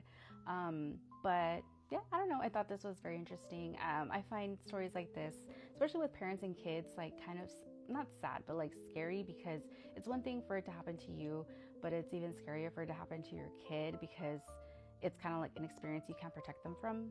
They experience their own stuff. I don't have children, I'm not a mom, but I just kind of feel still for parents, that have kids that experience this stuff. But hopefully this was just a one-off for OP and her kid, and hopefully she doesn't see anything like that ever again. But anyways, what are y'all's thoughts? What do you think? Let me know. I think I'm the last person on earth. Started with my sister. She was 8, she was kind and gentle, and she was smart, which is why it never made sense to me why she would go into the woods on her own. I mean, we were careful, always. Mama taught us to forage for chicken of the woods, to differentiate between cow parsnip and water hemlock, and to never go past the dead log that crosses the creek. And Mama was devastated. She stared out at that tree line for weeks, and she went into the woods looking every single day, and every night I would watch for her to come back. Until she didn't. I told the men of the nearest town what had happened, and into the woods they went, but they didn't come back. And the missing people became a spectacle to nearby towns, who just sent more and more people into the woods not to return. And hundreds went missing. They sent news crews, which brought in hundreds more, each one convinced that they would be the ones to solve the mystery of the woods. Thousands went into the woods and never came out. seemed like it couldn't get worse until a video leaked to the news. A soldier had been wearing a camera, and it was uploading directly to his website. Hell broke loose, okay? It was as though a spell passed over every person who watched. They had come to see the miles of lush, vibrant moss and leaves so green that it hurt, to feel the ambient wind that blew the drapey curtains of the willows they saw in that video. Thousands turned to millions, and my town went silent. The TV aired nothing but static. Everything was just still. I couldn't understand the effect the video had on everyone. I mean, I watched it on repeat, hoping to feel the overwhelming urge they felt, but nothing came. So I waited. For weeks, I waited for someone to come and find me, to tell me that they didn't understand either, but no one did. And my heart just ached for my sister, for Mama, for myself. All alone. When I had nothing left, I walked into the woods, past the log and through the willows, until I came to a clearing that was huge and circular and carpeted with a soft moss. And a woman stood in the middle, like a tree come to life. And I wept, and I said, "Please, take me too." She just smiled, this soft, sad smile. "You had your chance," she whispered along the wind. And then she left. And the clearing left with her. So I was alone in the dark, swampy woods. I don't know how long I cried, just until I had nothing left. I think I'm the last person on Earth. Growing up, do y'all remember that movie called Children of the Corn? I'm gonna tell you this crazy story that happened to me in a corn maze outside of Franklin, North Carolina. So it was me and my cousin. We went to visit my parents in Franklin, North Carolina, and it was fall time. So we decided, hey, let's try to find a corn maze to go do. Fortunately, we couldn't find the farm that had the corn maze, so we decided to take our own adventure and go to a cornfield ourselves. Did we know it was going to turn into the situation that we actually ran into? We pull up to this huge farm that was literally like hundreds of acres, and we decided to park the car. And as soon as we opened the door to get out of the car, we both said to ourselves, like, this is a really, really weird feeling. Like something just was off. Such a weird feeling that she actually wanted to get back in the car and leave, but I was like, nah, we're going in there. Mind you, this was just a regular cornfield. There was actually no maze. So by the time we got in there, we literally started to get turned around about maybe 100 feet in or so. And as we start to get turned around, she actually was like, all right, I'm not feeling comfortable. I really want to get out of here. Both decided to turn around and try to walk back towards the car, but we literally could not find our way out. As we're running around in circles, trying to find our way out of there, we heard a little voice, kind of like a little kid. It actually got to the point where it sounded like a couple of kids were in there. Like maybe it was some farmers' kids running around in the cornfield. And that was when we both started hollering like, hey, is someone here with us? And we literally didn't see any kids at all, but instead we were just hearing kids like giggling and talking, like literally like kids were out there just having a good time playing. At that point I remember looking at her and I was like, dude, this is like really eerie because I don't feel like we're alone. Even if it is kids out here, where are their parents? That was when we started hacking through the corn a little more, and we ended up coming into this opening. It kind of looked like a tractor had like knocked down a huge circle in the middle of the cornfield. In this circle, it was so strange. In this circle, there was actually tables set up, almost like as if the family that owned the farm was maybe throwing an event. I remember looking at her like, dude, what's going on here? This might be like one of those farms where they throw events and stuff. I said it was just tables and chairs, but nothing else. And then that was when we started hearing the voices of little kids even more. Like I said before in many other videos, you know the brain starts to play tricks on you when you start hearing stuff. By the time we got to that circle, we realized that we are nowhere near our car. So we start literally like walking around, trying to find out like where we parked our car. All I remember is just we kept hearing these little kids' voices, but there was no children anywhere. It was literally just kids'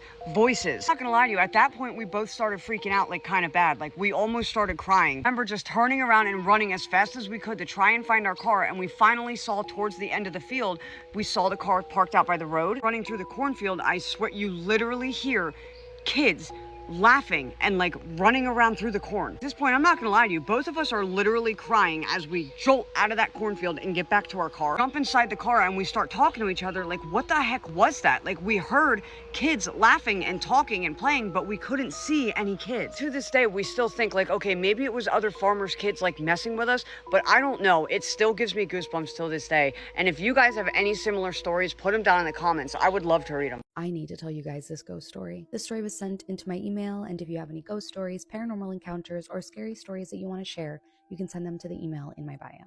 This happened 13 years ago, when I was 13 and my sister was 11. At the time, a friend of my mother's was taking care of her elderly mom, who was bedridden and needed constant help. One afternoon, she found herself needing to run a few errands, things like going to the market to buy a few groceries, and then heading to the pharmacy to pick up some medication, so she asked my mom if my sister and I could stay with her mother for a few hours while she was out, just so that her elderly mother wouldn't be left alone. It seemed simple enough. The woman only lived a few streets away, and all we really had to do was keep her company and help her if she needed anything. So we agreed.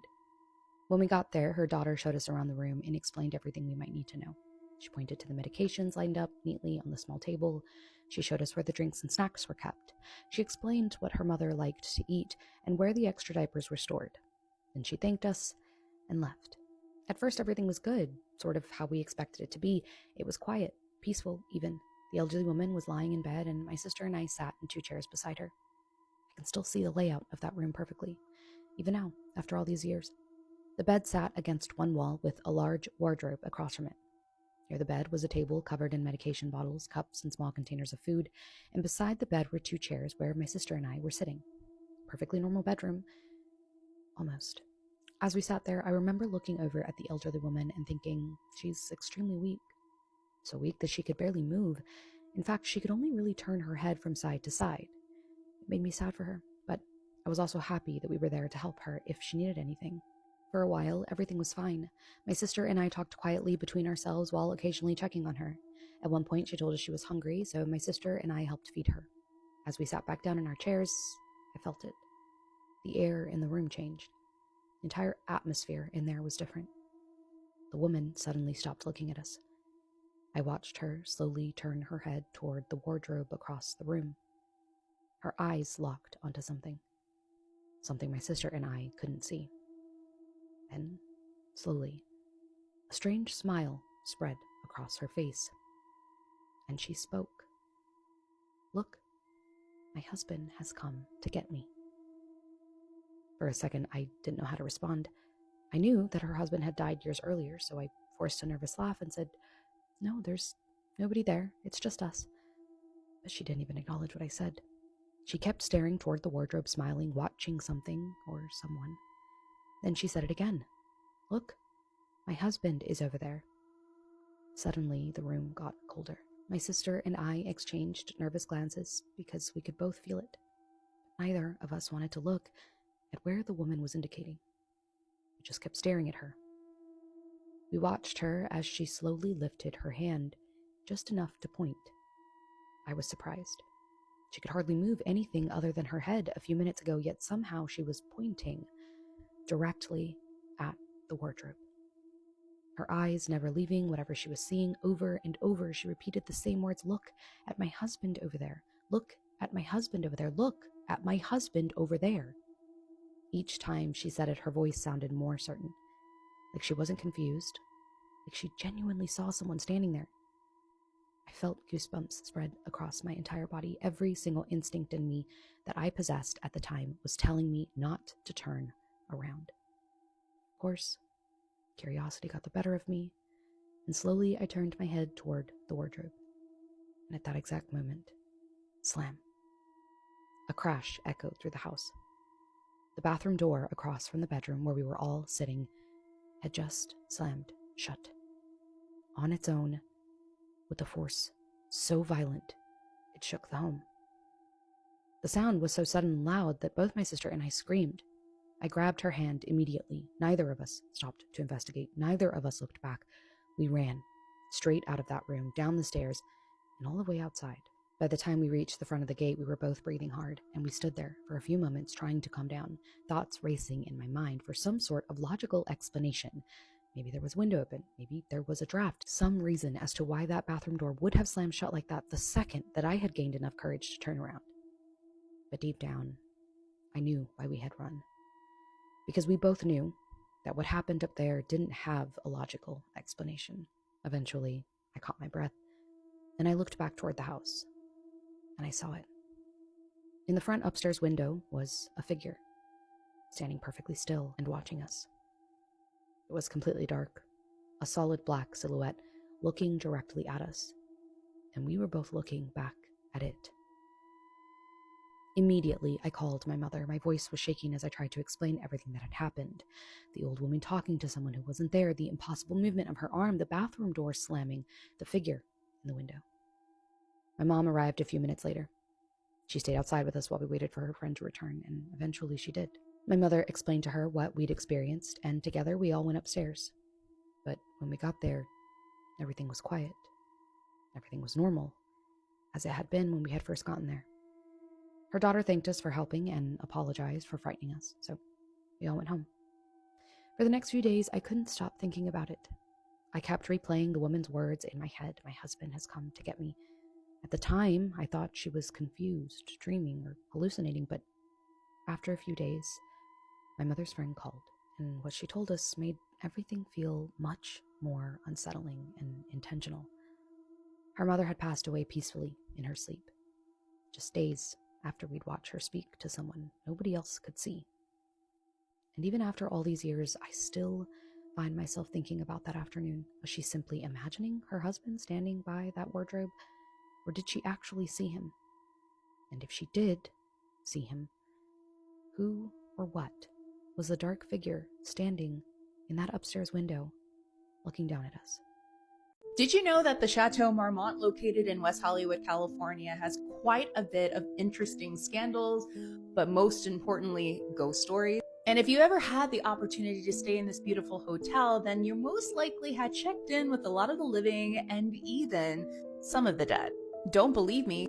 Ask actress Renate Rencheve, who is the star of the new horror film Backrooms. According to a most recent interview she did with W Magazine, she said that she couldn't even fulfill her stay at the Chateau Marmont because of how haunted the 6th floor is. Let's get into it. The Chateau Marmont was built in 1929 and is located off of Sunset Boulevard in West Hollywood, California, and modeled after a French castle. However, the chateau has spent nearly a century collecting Hollywood scandals, heartbreaks, and just maybe a few permanent residents. And if you're reading the text below, you got that correct. This is actor and comedian John Belushi, who tragically lost his life in Bungalow 3 inside the Chateau Marmont. And this was a place even where famed photographer Helmut Newton suffered a fatal crash after leaving the property in 2004. Now, over the years, guests who have stayed here have claimed that they have seen nothing, but others have even stated that there's quite a bit of unusual activities. Now, as I mentioned before, Norwegian actress Renate Rencheve actually stayed or tried to stay at the Chateau Marmont. Now, according to her interview on W, you can find this on Instagram in their videos, she states that she was actually staying on the 6th floor, and that's where all the activity is. Renate stated that she started hearing what sounded like a woman screaming in her room. Then she noticed that doors would open and close by themselves. The activity got so intense for her that she couldn't even stay another night and even talk about her experiences during this interview. But she definitely believes that she is a very superstitious person, and she definitely believes in the unexplained. But in my opinion, the Chateau Marmont isn't just haunted by ghosts, it's actually haunted by Hollywood gossip's past. Let's get into the chisme. Allegedly, this is where Scarlett Johansson and Benicio del Toro had one very memorable and hot and even loud encounter in the Chateau's elevator.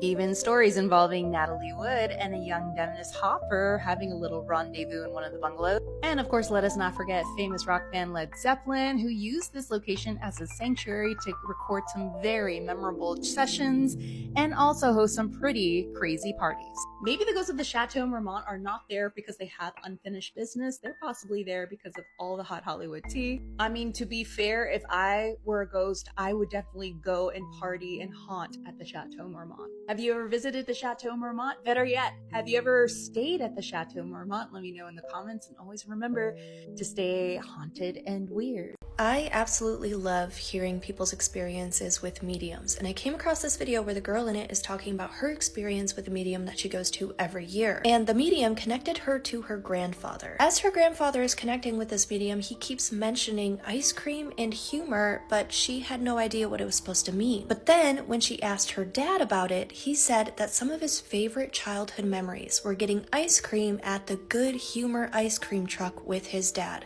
her grandpa. And that story gave me chills. Then I opened the comments and let me just read some of these to you. About 11 years before I met my husband, a medium told me I would have a girl and 2 boys. She was confused because the 2 boys felt the same. At the time, I only had a son and eventually a daughter, so I assumed she was mistaken. She also asked who is Bill and said he was going through a difficult time and that I would help him understand that everything would be okay. I forgot about the reading, but 11 years later, after my divorce, I met and married a widower named Bill. His wife had recently died and he had a son named Preston, the same uncommon name as my oldest son. I left my mom outside of a bookstore in San Francisco once, and when I came back out, she was crying. Apparently, a homeless gentleman had come up to her and said, "Your husband said it's okay to have a happy Father's Day.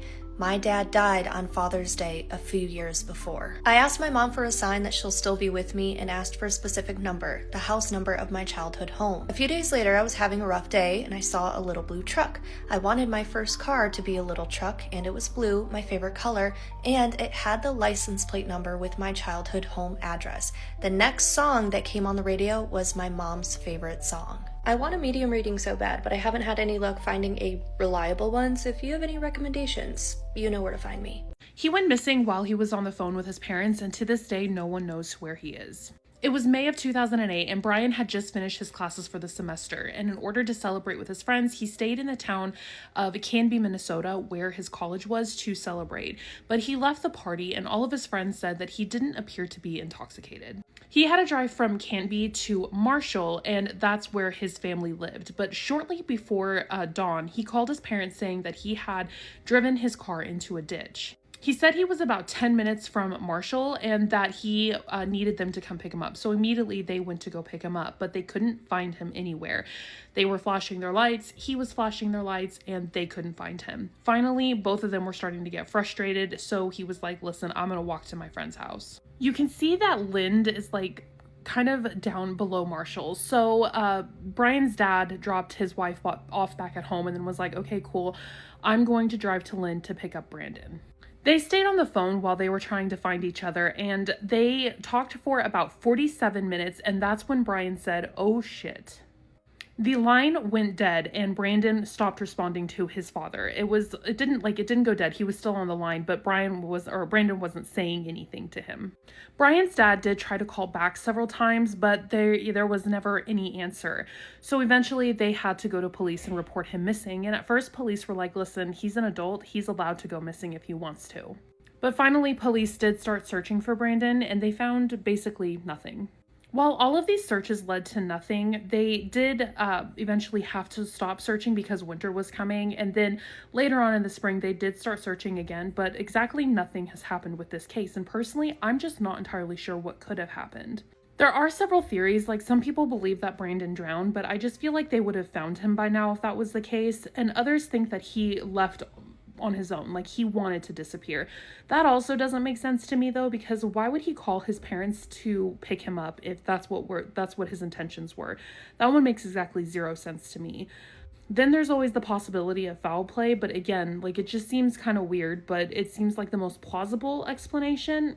I don't know. What are your thoughts on this? There's a lot more out there, so I highly encourage you to go check it out, but let me know your thoughts. Was he kidnapped? Did he drown? Did he just vanish into thin air? I'm just not sure what to think about this one. What are your thoughts? Let me know down in the comments and follow for more true crime. I have a really creepy story for you. This story isn't actually mine. It's from my dad's youth. He gave me permission to share it with you. For privacy reasons, I've changed some names and locations, but I promise that won't take away from the creepy factor. This story takes place when my dad was about 10 years old.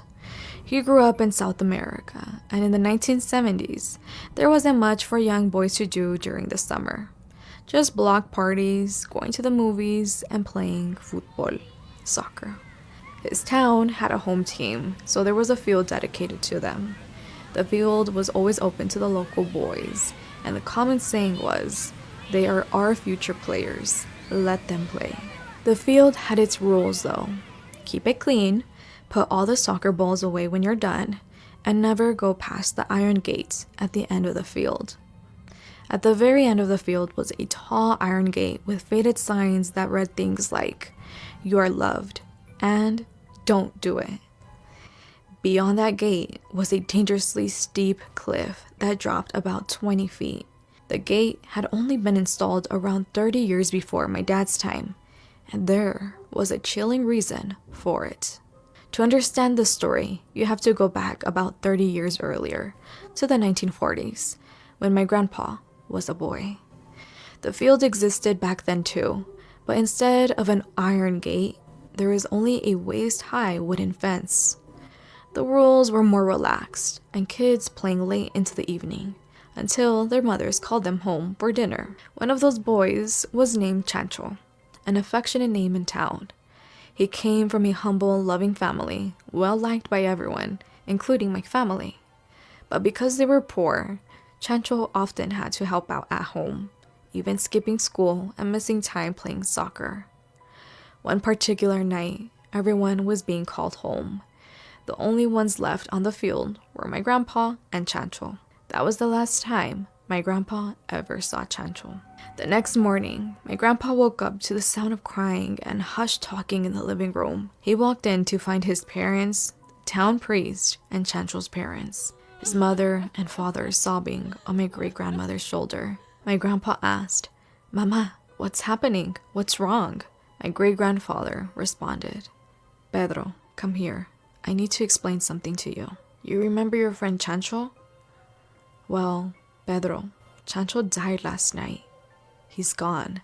They explained that sometime during the night, while playing alone, Chancho had kicked a ball too hard and it went over the fence. He must have tried to climb down the cliff to get it, but he fell. By morning, he was gone. Chancho died last night. He's gone. They explained that sometime during the night, while playing alone, Chancho had kicked a ball too hard and it went over the fence. He must have tried to climb down the cliff to get it, but he fell. By morning, he was gone. After that, the town banned children from entering the field for about a week, and when it reopened, a new iron gate was installed, along with signs meant to discourage anyone from going near the edge again. Decades later, when my dad was around 10, he was playing late at the field with his friends. As the sun went down and kids were being called home for dinner, a boy none of them recognized approached the group and asked if he could play. No one saw a problem. After all, the rule was to always include everyone. They let him join. Eventually, most of the boys went home. The only ones left were my dad and the strange boy. My dad figured he'd be called home soon, so he asked the boy to help him clean up. As my dad bent down to grab a ball near the stranger, something caught his eye. The boy wasn't wearing any shoes, and his feet were stained with what looked like dark, reddish-black goo. Confused, my dad looked up and was shocked to see the boy's face. It was covered in blood and dirt, and part of his skull looked crushed. Terrified, but trying not to panic, my dad kept his head down and said, "Hey, let's get these balls up fast," avoiding eye contact. Then the boy replied in a slow, broken, almost wet-sounding voice, "I don't want to stop playing." Right then, my grandma called out from the house, "Oscar, time for dinner." My dad seized the moment and said, "Sorry, I gotta go, or I'll get in trouble. Can you finish cleaning up?" "Thanks." He walked away as calmly as he could. But once he was far enough, he sprinted all the way home. When he got inside, he was gasping for air, tears running down his face. My grandma asked, "Oscar, what's wrong?" My dad struggled, finding the words. My dad told them everything. My grandma was in total shock, but my grandpa, he sat quietly, looking more sad than surprised. He then told my dad the story of Chancho and the reason that Iron Gate existed. For months, my dad avoided the field completely. Even when he did go back, he only played during the daytime. He never saw Chancho again, but many locals believed the field was haunted. Some nights, soccer balls would move on their own, kicking across the field with no one there. Today, the field, the gates, and even the cliff are gone. A shopping mall stands in its place. The only people who remember Chancho are my dad's family and the town's church, which keeps a small photo of him in the cathedral. The last living memory of a boy who loved soccer so much, he never wanted to stop playing. Let's watch a creepy video. This video was posted to YouTube back in 2009 by a man named Daniel Chairis, and the mere setting of this video is absolutely not what you would expect for a scary video. It shows a small local band playing a song in front of a crowd, and everything is going completely normal until we notice something in the background.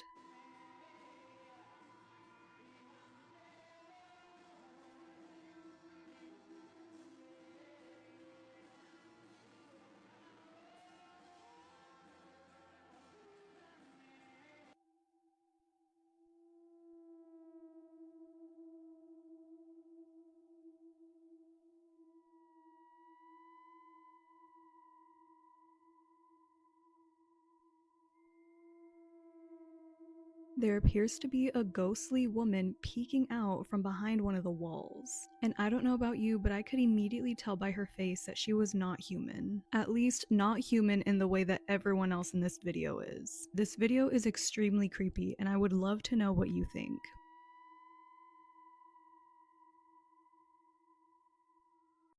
Part 7, DV Diaries, where I, for the first time, am sharing my experience in the past with domestic violence and how I was able to survive and escape that 5-year relationship. Thank you guys for the love and support in general, but also in regards to me choosing to take a break from this series just for my own mental health. To be transparent, this has been maybe more triggering of an experience than I anticipated. It's probably just because, it's like the first time I've ever shared it, sat down and shared it from beginning to end like this. I'm okay, but I also have gotten a lot of affirmation from members of our community about this having an impact and why I'm doing what I'm doing.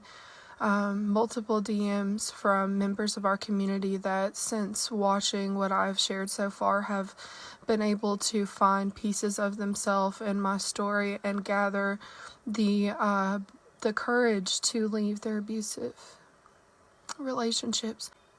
I'm just so glad that you all are safe and that you're getting out and that maybe you all can learn what I didn't know at the time when I was going through this. And one in particular is kind of heavy on my mind. She left a 15-year abusive marriage, and she and her son are starting over. They're getting their own place, and they are safe and they're free. And yeah, that's exactly why I'm doing this. Part 6, we left off with me miscarrying my daughter Willow and what he did to me during labor. Very traumatic experience, and I had lost contact with one family member at the end of part 6, and that was kind of the beginning of things really starting to spiral.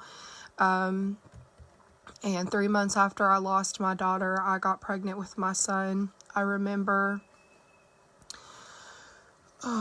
when I saw that positive pregnancy test, I immediately was just filled with a sense of dread, like impending doom.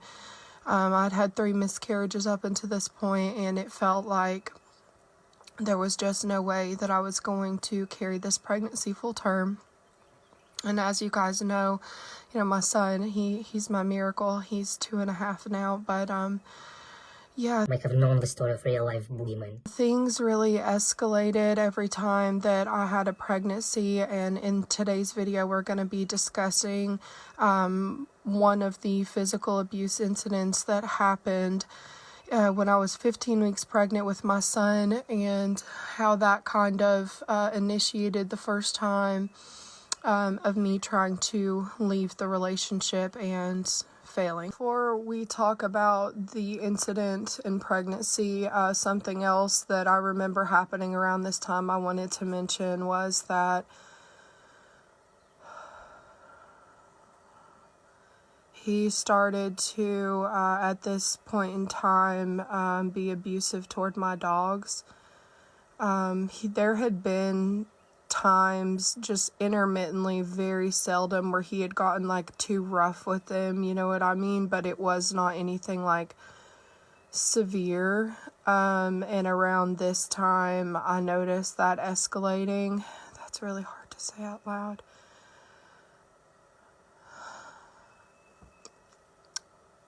I would try to keep it from happening.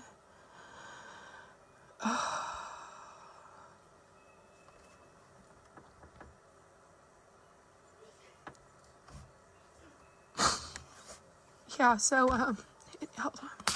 Oh, shit, y'all, this is not easy to talk about. There was just, I noticed, like, they did something, like, misbehaved in some way, they had an accident, they ripped up paper, like, something like that. Oh, he would take his anger out on them and, hit them, or there were times he was, like, would like throw them.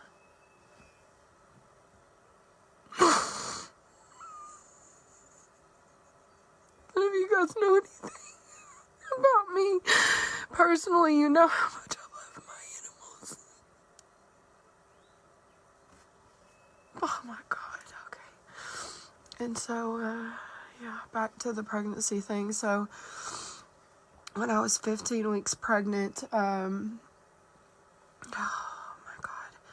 I developed a sensitivity to, like, smells. It would make me, like, really nauseous and stuff, and, I had asked him, one of the things that would make me sick is the smell of flour. I'm not going to use the actual word so I don't get the video flagged, and I just asked him not to smoke in the house, you know, which he said okay. And, I, at this point, was the only one working. Work from home. I'm clocked in.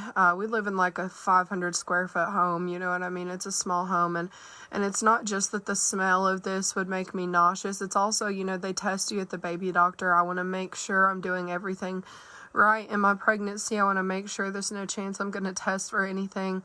And as I'm working, I start smelling it like really strong, and it was upsetting. And I walked out into the living room, and I had a tone.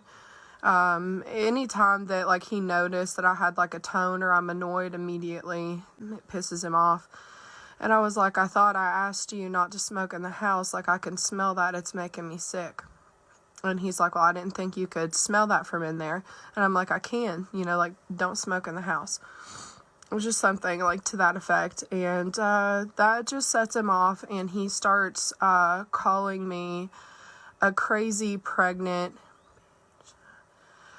over and over again. Like, every time I would try to talk, he would, like, scream that over me. And as he's sitting there doing that, my mind is, like, going back to, like, all of this shit so far, the years worth of stuff he had, like, put me through, especially how he treated me recently at that time, when I lost my daughter in labor and stuff. And something in me just snapped, and I thought, if he's gonna call me a crazy pregnant bee, I'm gonna show him one.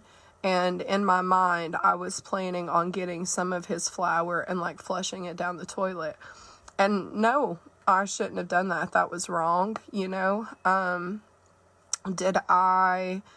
Does that mean that I was, like, consenting to be abused? No. Did it mean that I ever thought he was about to, like, fly off the handle and do what he did? Absolutely not. I never would have thought he would have taken it, like, this far, you know? But remember what we talked about previously, the term reactive abuse, which I don't like the term, but you know, just when these men put you in such extreme situations and like abusive dynamics, you do often, your body, your mind feels like you're an animal backed into a corner. So there are times where you will do things that are completely out of character for you, and this was one of those things. And so he had like 2 containers that he kept his flour in. One was like the good stuff, one's like the dirt, you know, stuff. I pick up the dirt jar and I start walking to the bathroom, and I managed to flush like a few nugs, and he barrels into the bathroom, and when he sees what I've done, he turns around and gets really close to my face, and as loud as he can, he screams, "You stupid."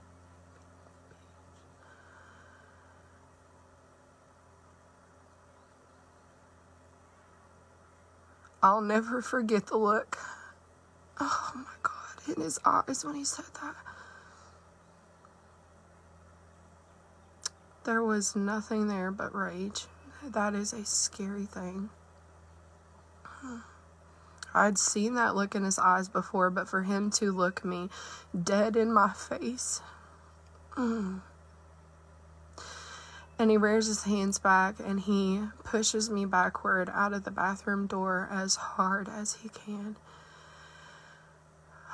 And my feet went completely out from under me, and I landed on a metal dog kennel.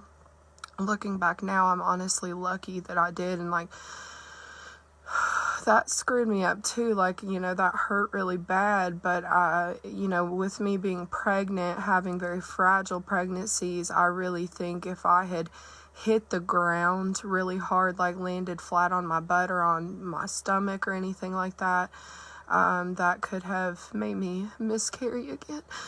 Oh my God. He pushed me so hard that when his hands made contact with my chest, like that alone left a lot of like bruising on me, but it knocked the wind out of me.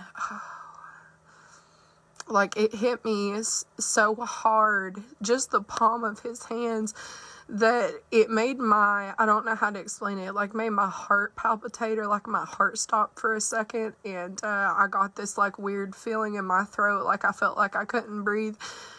And I was like gasping for air. I'm crying at this point, and I remember looking up and I'm expecting him to look shocked, like I was shocked that he did that, and he didn't.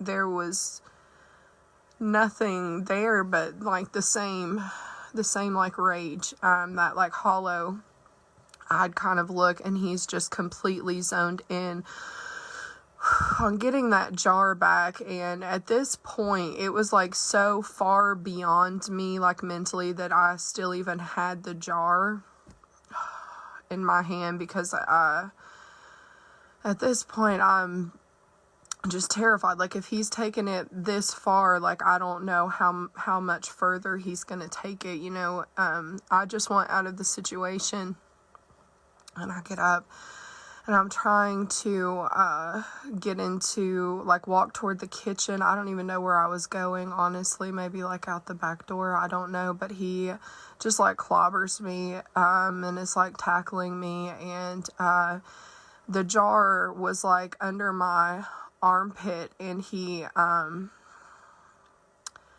I can't show certain pictures because it's on, like, you know, intimate or like private areas of my body, but I was down one side of my body a lot more bruised than anywhere else, just because of him like pinching my skin and twisting my arms and like trying to like wrestle, you know, this jar away. And the whole tail end of that is just kind of a blur, and I don't know if it's like trauma blocking or it was just the chaos of all of it, but I just remember feeling like I'd been hit with a Mack truck, and the whole like back side of my body from landing on that big like dog kennel was, you know, bruised up. And I had a lot more pictures than I do now. He had, after this, like over the next few days, had gotten a hold of my phone at one point and literally right in front of my face. He deleted a lot of my evidence. I had videos and stuff too of the 3 days following this incident because I locked myself in my bedroom and I stayed in there for like 3 days, you know, and because I was so scared and I knew at this point I needed to try to like get out. Oh my God. So over the next 3 days, me being in this room, it was hell. He started, it was like the first time I saw that like Dr. Jekyll, Mr. Hyde very rapidly like cycle. He would be outside of the door 1 minute just bawling his eyes out. It was an accident. I didn't mean it. I love you and the baby so much. I'm so sorry.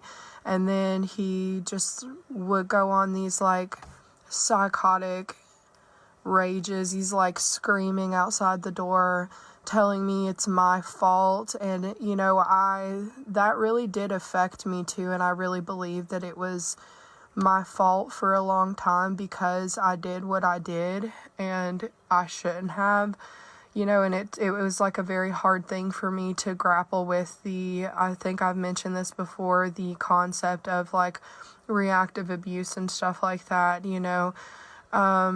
It wouldn't have happened if I hadn't, you know, flushed his stuff, which I had bought anyway.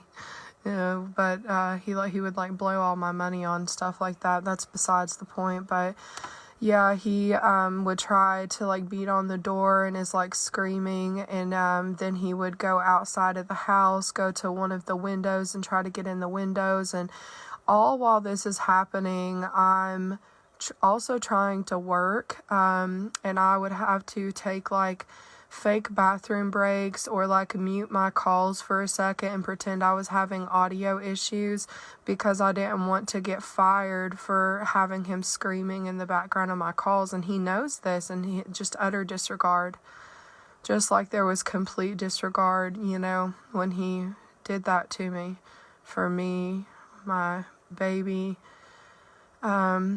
And the night after, I believe, you know, him pushing me backward, something else I noticed he did, and I think it's a common denominator in a lot of abusive relationships, is they have to like find some way to make themselves the victim.